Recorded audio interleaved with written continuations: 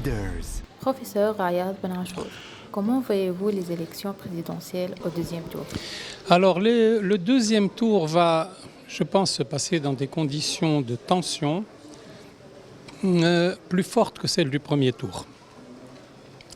Parce que nous avons là une bipolarisation de l'opinion et chacun doit se décider pour l'un ou l'autre candidat. Et par conséquent, les candidats doivent répondre à des conditions. Et je voudrais poser à l'un des candidats, pour lequel on a dit que j'avais soutenu la candidature, je voudrais lui poser une question, ou plutôt deux questions fondamentales.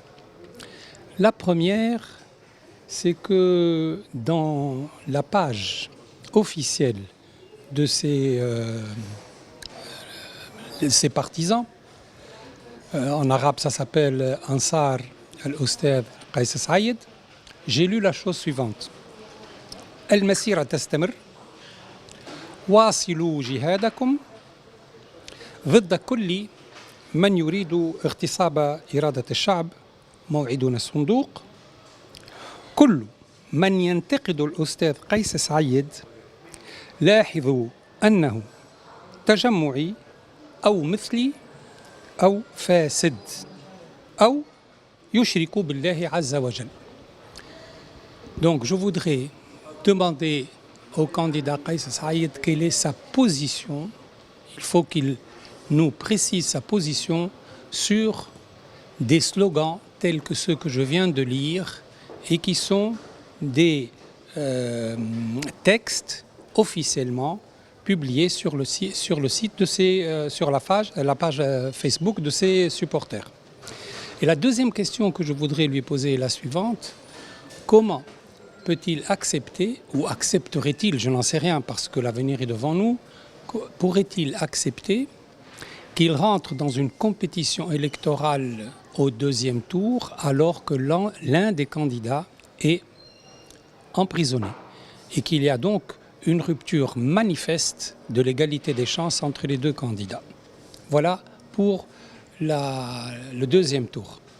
Maintenant, il y a une deuxième question que vous m'avez posée, c'est sur le cas de l'un des candidats justement. Les deux questions sont liées évidemment, qui est Sinabil El-Qaroui, qui est maintenu en prison.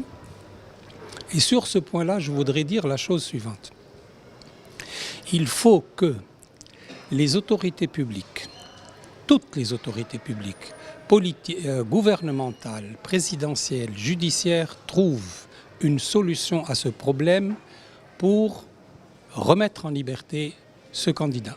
Parce que sinon, nous allons avoir des problèmes extrêmement graves sur la validité de l'ensemble des élections, étant donné que l'un des principes les plus fondamentaux de la participation électorale, le principe d'égalité entre les candidats, est rompu si jamais, j'espère que ça ne sera pas le cas, mais si jamais l'un des candidats est maintenu en prison. Il y aurait là une rupture manifeste de l'égalité des chances entre les candidats, ce qui est condamné par le droit international et notamment par le pacte sur les droits civils et politiques, par la charte africaine des droits de l'homme, toute convention que la Tunisie a ratifiée et par lesquelles la Tunisie est liée. Donc il faut absolument résoudre ce problème, il faut que chacun prenne sa responsabilité et qu'on trouve une solution, parce que sinon ça risque de remettre en cause la validité de l'ensemble des élections. Leaders.